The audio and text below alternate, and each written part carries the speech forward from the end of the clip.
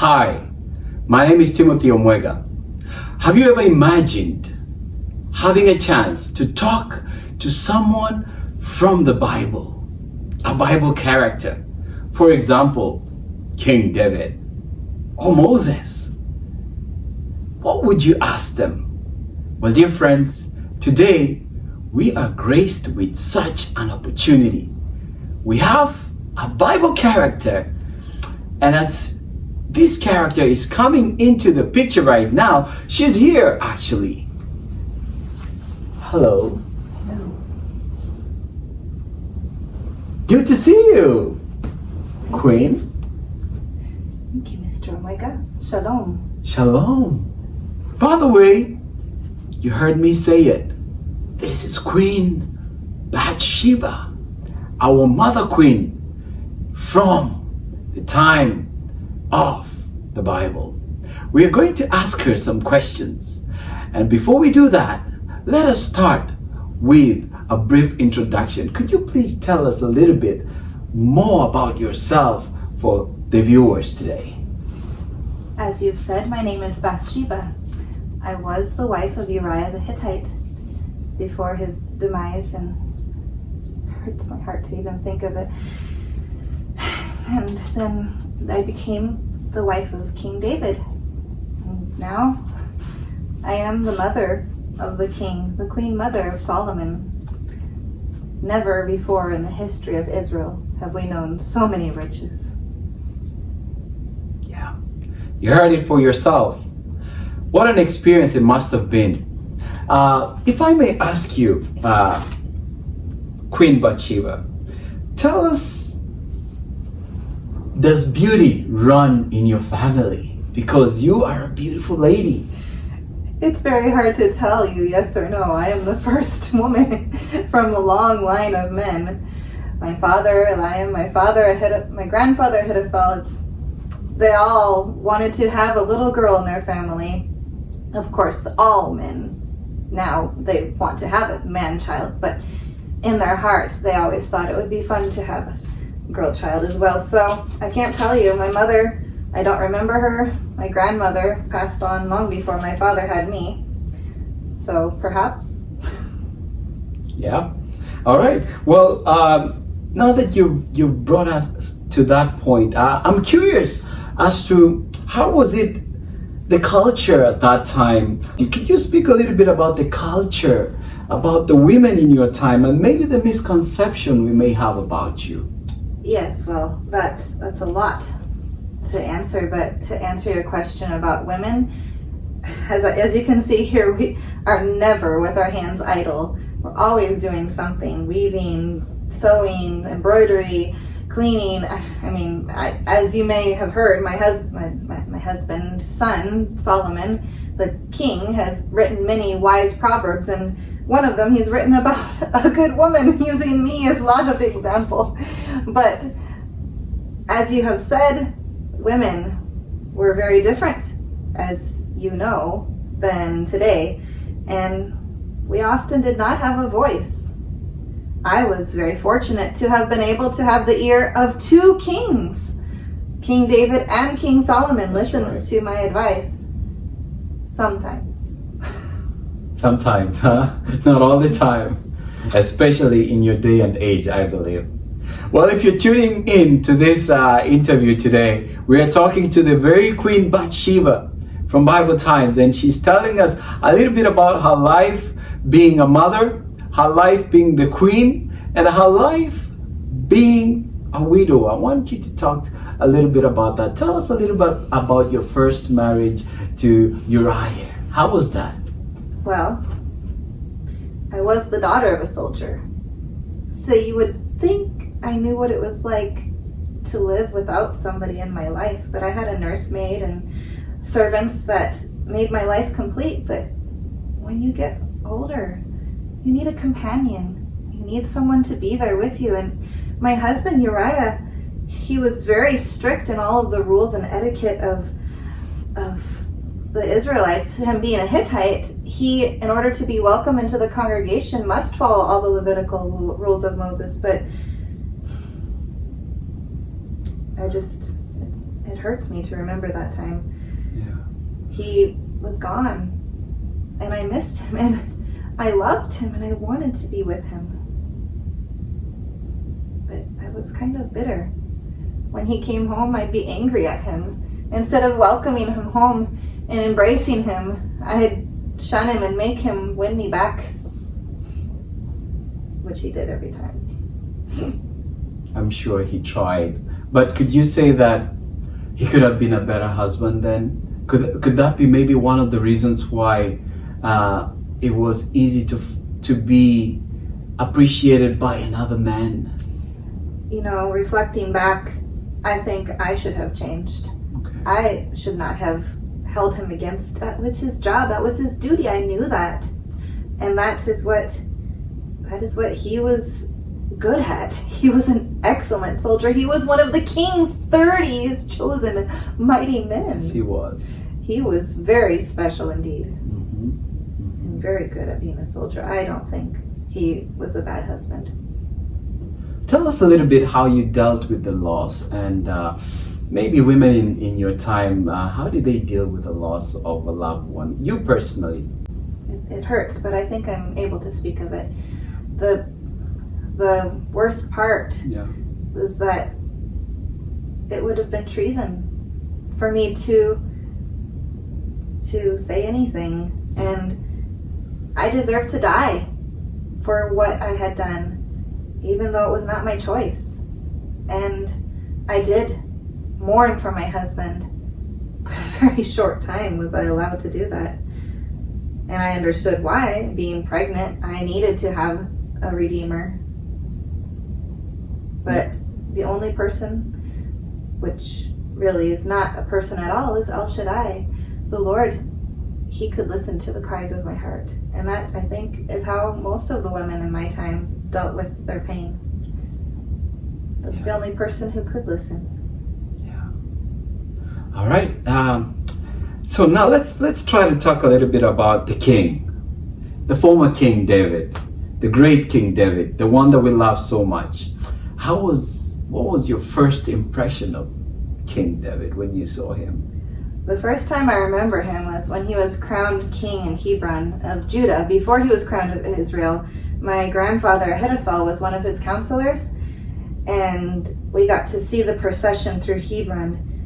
Was he a good-looking man. He outshone the rest in the kingdom, and he could sing and melt my heart with just a few notes, and the whole country loved him.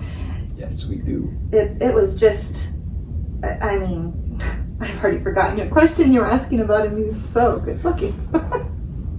Yeah, so he was an attractive king. Yes. And I'm sure you're not the only lady that saw his looks and admired him. And you know, the story about him killing Goliath must have helped improve his resume among the people, right? You know, Goliath started at 7 feet, went to 8 feet, went to 9 feet. Who knows, in the future maybe they'll be saying he was a 20-foot giant. Yeah, that's funny. And then so you meet, and then you get to know each other. The king, we know the story. I think, would you like to talk a little bit about the story that people know you about? Because there may be a misconception out there about you and about the king. Would you talk a little bit about that? Yes, that's true. You mentioned earlier about my husband, and I told you that he was very strict. My husband, meaning Uriah, yeah. He was very strict about the laws, and the laws of purification at the end of your monthly cycle were very, very clear of how to do them, what to do, and that's what I was doing out on my roof in the evening. And we knew other people would be on their roofs after the heat of the day to get the sweat off, but I was not doing anything wrong. I was not doing anything unexpected. I was cleaning myself where I needed to be cleaned after my monthly cycle, if you know what I mean. Yes. And that's nothing romantic and nothing suggestive, but the king had slipped away from God's law. He did not have God first in his heart, and he was thinking of himself. He was not thinking of others. He was thinking of what he wanted. And he had to go and ask somebody about that person. It wasn't a sin that was isolated to himself. It wasn't just a thought. He put the thought into action, and he put the action into more after he found out that I was a married woman. That did not stop him. He saw and wanted and continued to lust and to desire and to follow through with that. And he called my house, and it was very unusual for a king to call somebody. You should have seen how my heart panicked. My husband was a soldier. My father was a soldier. And who knows, maybe my grandfather, something happened to him while he was advising the king. All of these things rushed through my head. That was the only possible reason for a king to call a subject that late at night.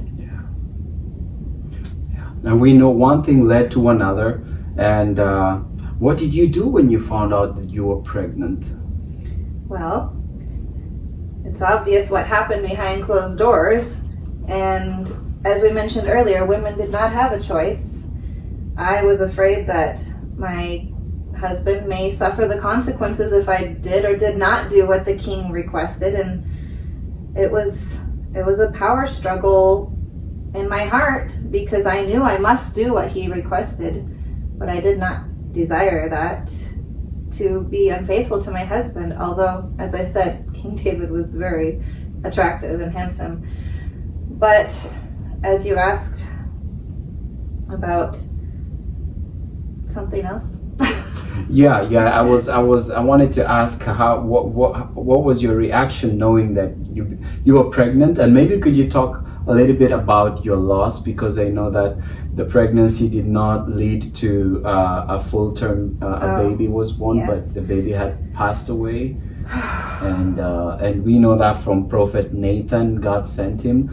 You still can't Yes. take that loss away from a woman. They'll always. I still count that I had 5 boys. Okay. My firstborn did not survive. So many people will say, "Oh, you had 4 children." Yes, that lived, but I had 5 children, and that first child was my very first child. Yes, he was born in an act of sin, and it was very sad. But he was mine, and I did not want him taken away.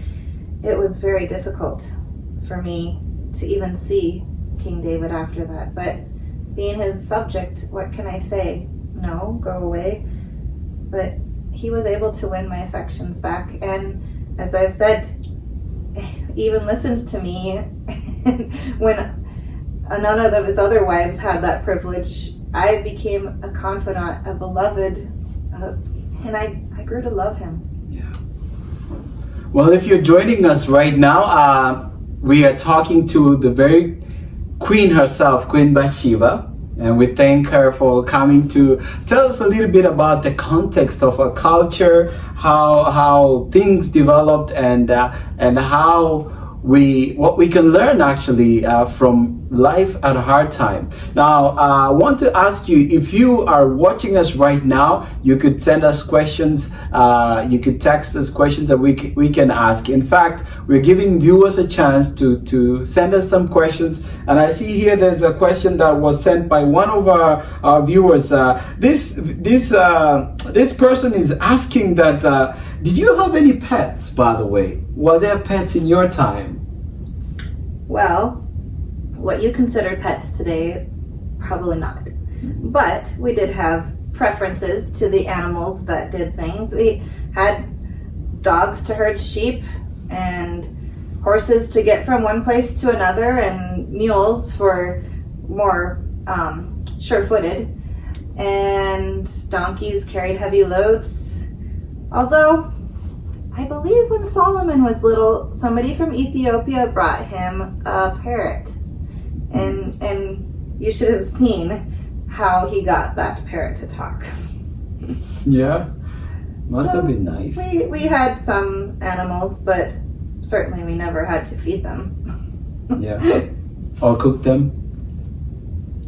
We eat animals, yes. Yeah, but not the fat. Okay. And not the blood. There you go. We follow the laws of Moses. Yeah, so I hope that answers your question, the one who asked this. Another question that we got from one of our viewers is that, what's your favorite meal? And talk a little bit about your hobby at that time. What did you used to like doing? Well, when I still cooked all my meals, being the wife of Uriah, we very regularly would have flatbread with lentils.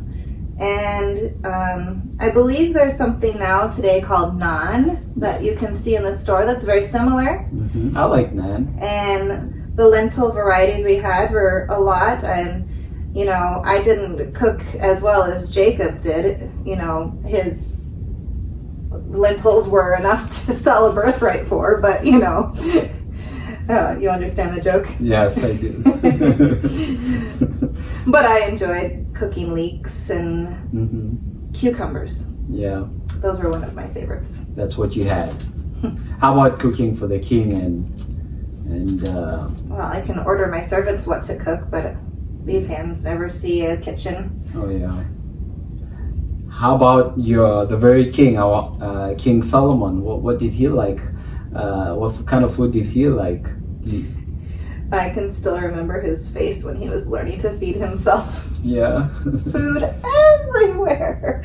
We would have to mash it up, and sometimes some of the servants would chew it before they gave it to him because we just couldn't get it squished down enough because it might choke him, you know. I remember wondering, did people do that to me? Oh no, that just came out of her mouth. That's interesting that we could imagine the King Solomon himself being as a child, right? Well, as we are winding down, Queen Bathsheba, let me ask you this question. Tell us a little bit about motherhood. What role did you play in raising the wisest king in the planet, King Solomon? So that's my first question. And the other question is, how does it feel to be a part of the family tree of Jesus? How does it feel to be a part of a woman who is very historic in scripture? And when other women who will see this, what should they think about you? So take the time to talk about these things. The first thing again was what? Yes, motherhood. Tell us a little bit about how it was raising King Solomon. Well, as I mentioned before, Proverbs 31 is something he talked about. And he never saw me sitting around like some of the other queens, being waited on hand and foot. I was always in there busy. Sure, I didn't enjoy cooking as much as the others, so I told them to do that, but I was sewing and cooking and getting ready from the beginning of the day to late at night, always busy, always doing something. It was an honor to finally have a child. You know, in my culture, we women live, we desire, it is our privilege to have a child and to raise that child the way that God has wanted. And as I told you, it was only God who was able to guide and direct me the correct ways to do. You don't know how many times I lost my temper. Fortunately, Solomon didn't write about that in his Proverbs 31. But for women today, just give it to the Lord. He will guide your steps and he will help you. And also remember, your children make their own decisions. That does not reflect on what kind of mother you are. There are many people in my day who would say that a mother was a very bad mother if her son ended up being a criminal. And as people praise me for being the mother of a wise man, who knows, yet he may make mistakes. But it is an honor and a privilege to be in the lineage of the Redeemer, as you said. I can't believe with all of the mistakes that have happened and that King David and I were the chosen ones. Yeah. Speaking of that, you became a very powerful woman. And we know from scripture that unless you had stepped in with Prophet Nathan, your son King Solomon would not have been chosen king.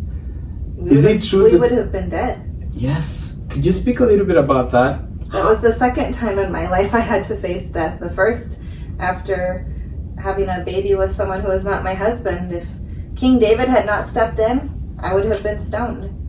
And if David, the second time, had not stepped in after the other kings came, Solomon and I would have been considered a rival, and rivals in those days did not survive. Yeah, they didn't. You had to get rid of anybody else, right? That's the culture that you lived in. And sadly, it was that even though you were stepbrothers, brothers and sisters, that didn't matter.